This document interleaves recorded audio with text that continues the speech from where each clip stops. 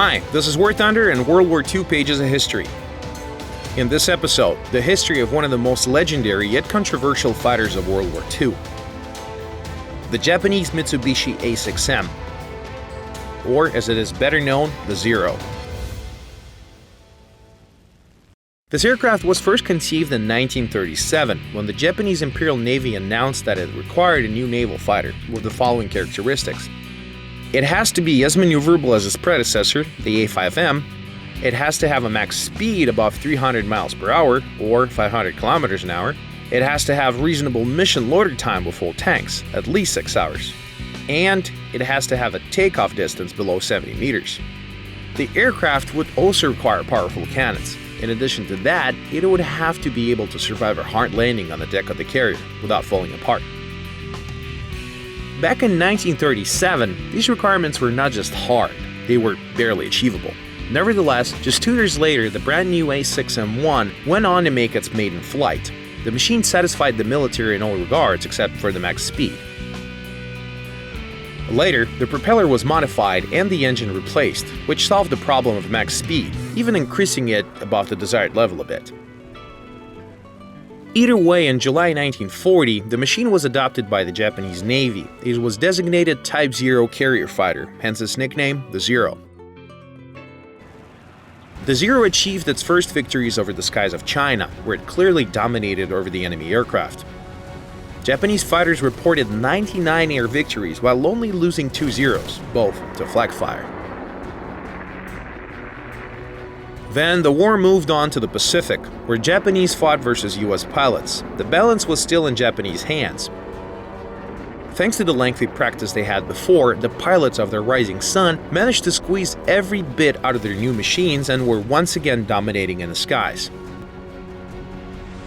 But in 1943, the situation changed. The US pilots adopted a hit-and-run tactic, which proved very unpleasant for the Japanese. The brand new Hellcats and Corsairs were better than Zero in terms of speed, toughness, and climb rate. The Japanese designers were in a desperate race against their US counterparts. The A6M was modified and improved upon numerous times, but it was still lagging behind the competition.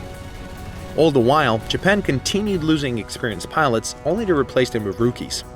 The attrition rate was 10 Japanese fighters versus 1 American. Nevertheless, in the hands of an ace, any Zero was very deadly until the very end of the war.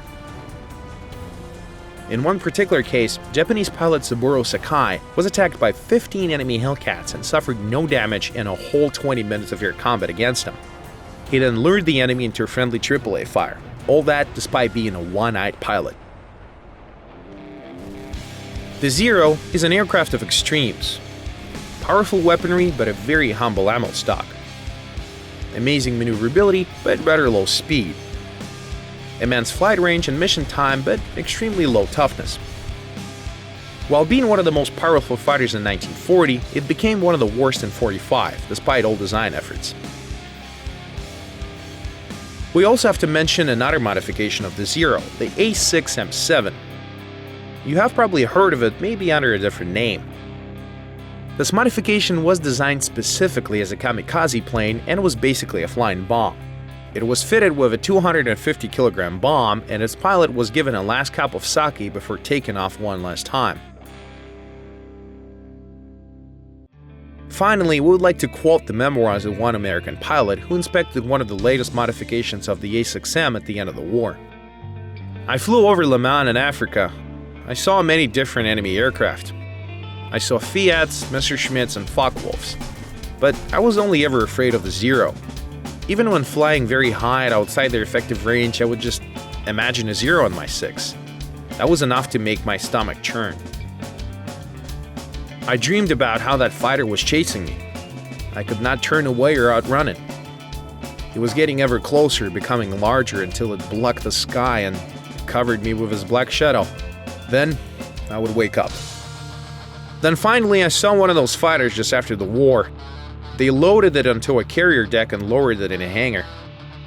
I went down to take a look. It was the very same Zero from my nightmares.